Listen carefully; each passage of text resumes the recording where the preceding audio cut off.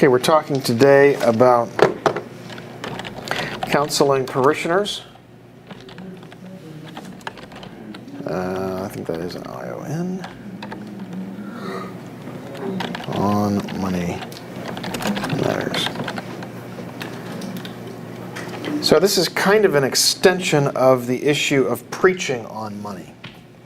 Preaching on money is a public forum in which we're going to be giving biblical wisdom. Counseling is, going to occur in private. So,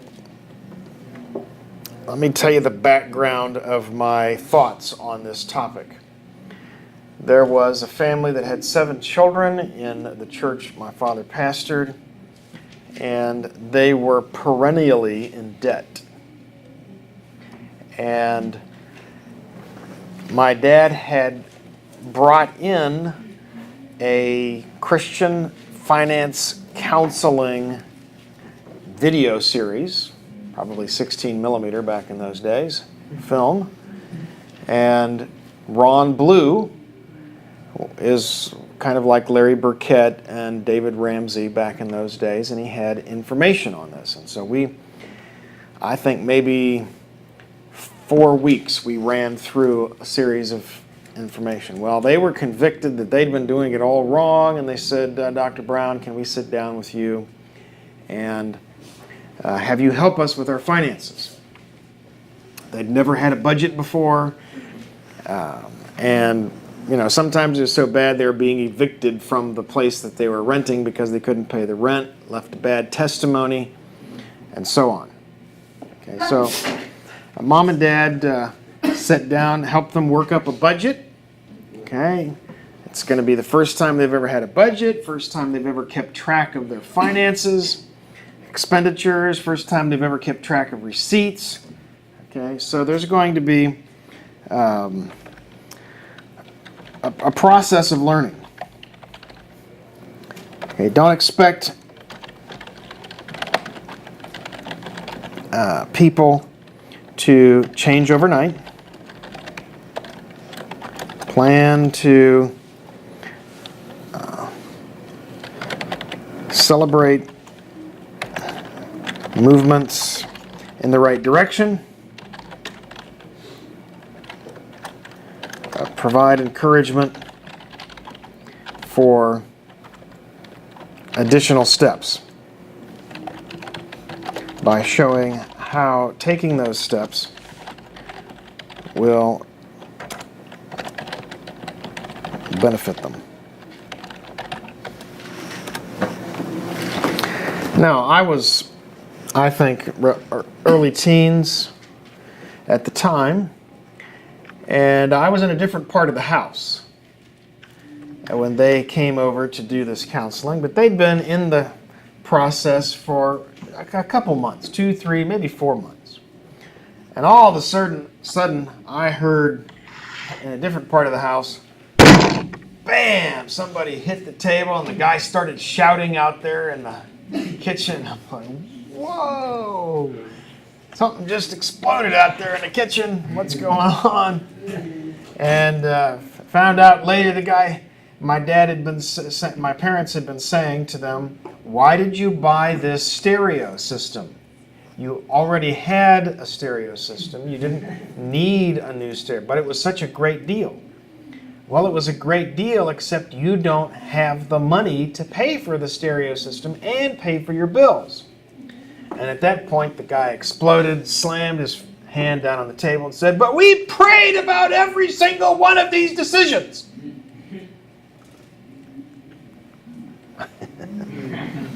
Okay. So, now we have to talk about discerning the voice of the Holy Spirit in financial decisions. Right? And, principle number 1 is God never contradicts himself. So he won't tell you to do something financially that his word says you're not supposed to do.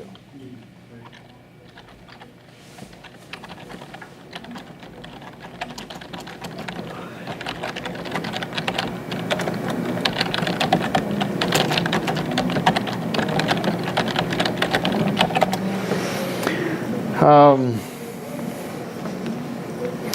think point number 2 would be that since the fruit of the Spirit includes self-restraint or self-control, we should expect the Spirit to encourage discipline and self-denial over self-pleasing.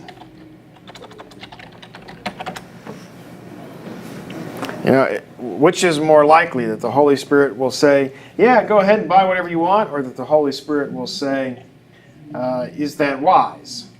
Should you really do that? Okay. Deny yourself for the time. The Spirit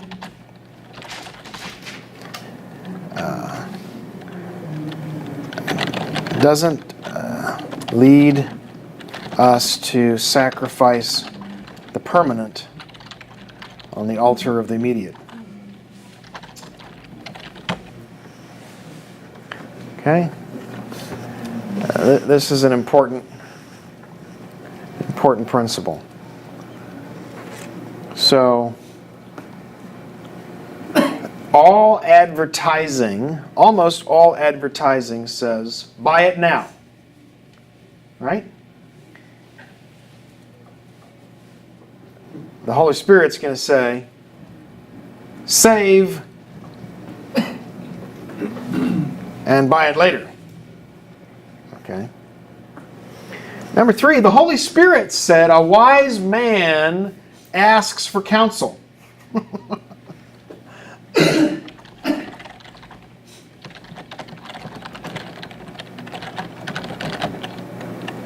So we shouldn't make snap decisions. Okay? That can look like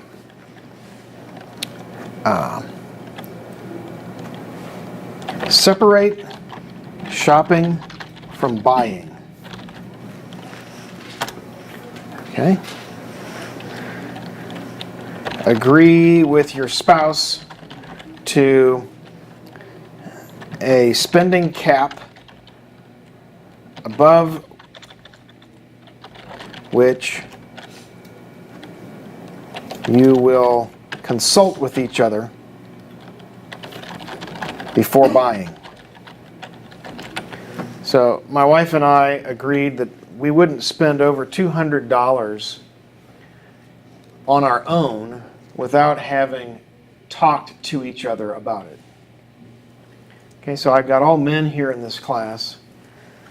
Gentlemen, God has given women, not all women and not all women to the same degree, but in general, God has given women a capacity to discern when something's not right.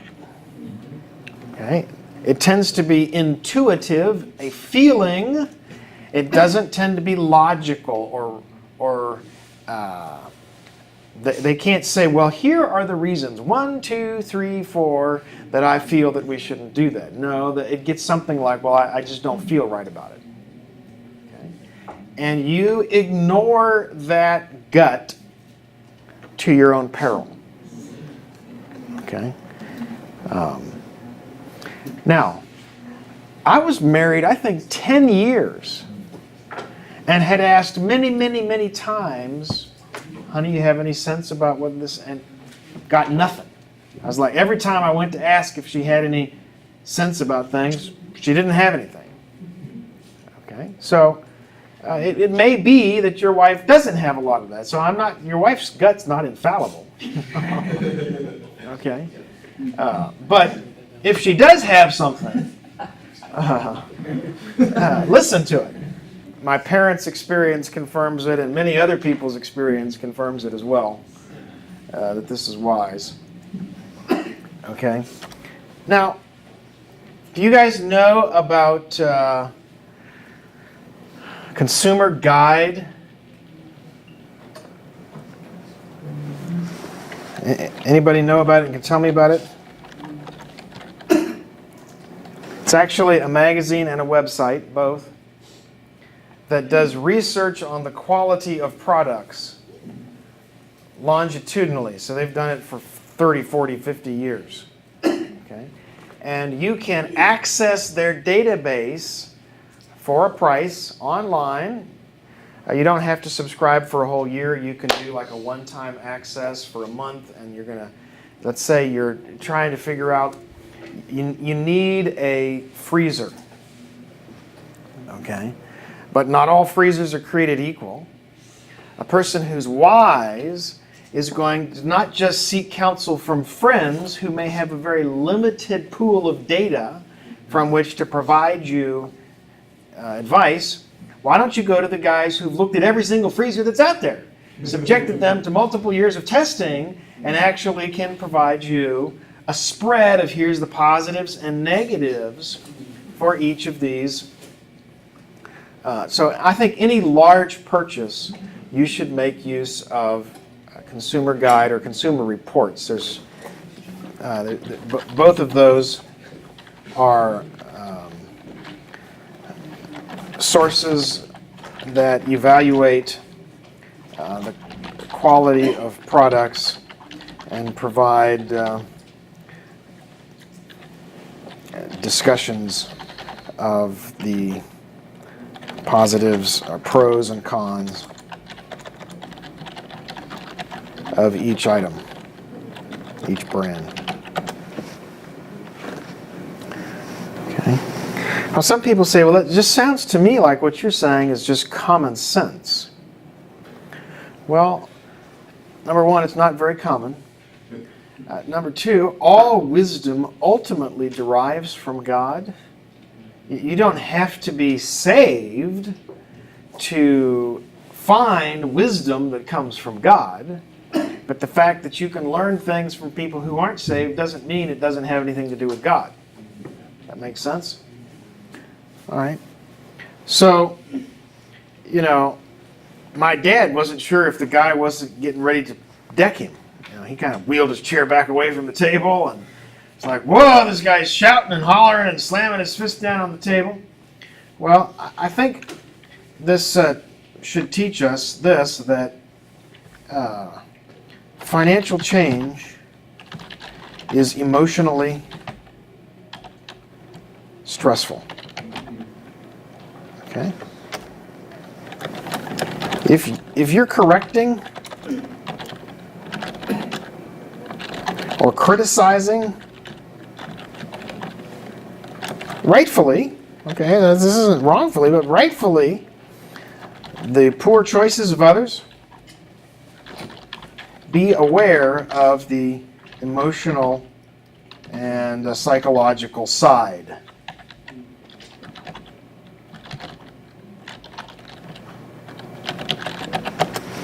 Okay.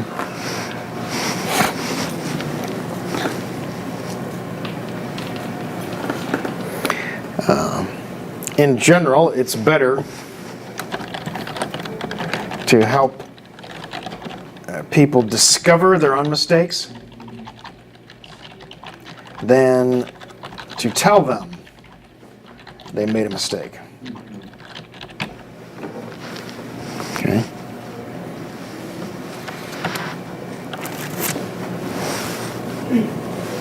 Now, I think after that family, I don't remember my parents ever counseling anybody about finances again.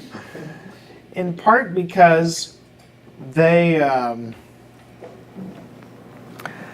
didn't want to spend the emotional energy with people who weren't willing to make change. Okay, and that was part of the agreement going in with this couple. Look, we will not counsel you unless you'll do what we tell you. And if you decide you're not going to do what we tell you, then our counseling time's over. Okay? Because there's no point in me casting my pearls before swine that are going to turn and rend me or trample me, or like throwing pearls to dogs, which couldn't care less about pearls. I mean, what does a dog do with a pearl? Nothing. Okay? People who aren't willing to take advice or don't see the wisdom in it, then there's no point in continuing. I've probably said this before, but it's helpful here. Remember, the top 3 causes for divorce in America are money, sex, and communication. And both money and sex involve communication. Okay? And so to the degree that a couple has problems communicating, they're going to have problems with their money. So it may be that you're marriage counseling, and in the process of marriage counseling, finance counseling is going to come in, and then we're going to have to learn how to communicate about this. How do we have integrity? One of the things that I decided to do that I've found helpful is when I sit down and run through all of the charges on our credit card. I was just doing it on Saturday. When I find a charge that I don't understand or don't find a record for, rather than calling my wife in on the spot to ask her, what was this charge about, I collect the charges, send her an email and say, I couldn't find what these charges were about. Could you please help me? And that gives her time, doesn't put her on the spot. I'm not saying, you spent what? On how much? What were you, all the emotion gets dissipated because I've given her time and space to evaluate. All right? Now, just from personal experience, on Saturday, I discovered that Sears had charged my credit card $148.50 on an item that they did not have in stock, and so canceled my order, but never refunded my money. Now, that was back in July. Okay, so I'm a little bit behind on my records. I was going through but if I didn't go through my records, I'd have been out $148 and wouldn't even have known it. Okay, I picked up the phone, called Sears, gave them the order number. I had the email record of this, and they were able to process that for me to refund money. So I thought, yeah, here it is again. Keeping track of your expenditures, making sure you know where everything's going is a wise thing. I can do something with $148. Okay. Here's my approach to counseling. Counseling is about change. Okay? No change, no counseling.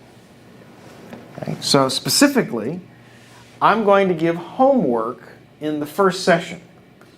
Session 1. Here's what you need to do. Here's the homework. When they come to session 2, if they haven't done the homework, then I'm going to say, well, we really can't go forward until you do the homework. Was there something that created a roadblock that you couldn't figure out how to do it? Okay, well, here, let me clear those trees off of the road, and you go back and do the same homework. And we'll see you again next time. And then, if they don't have the homework done that time, now we've got a pattern, right? And I can say, there seems to be a pattern here that you don't have the time to do what it's going to take to make the change. And so let's plan not to meet again until you find that you have the time to do what it's going to take to change. That way, I'm not stuck where somebody's using me as an emotional crutch. Actually, they just wanted to come fill my ear with all their woes so that they could, and that's not going to help them, and it doesn't help me. Okay? So having specific assignments that are due. Okay, next week you're going to bring back a complete budget, and I'll review that budget with you. Okay. Now we won't meet again until the end of the month, but at the end of the month you're going to bring all your receipts, you're going to bring all your records, and you're going to show me how you've categorized all of these expenses inside the framework of the budget. Make sense?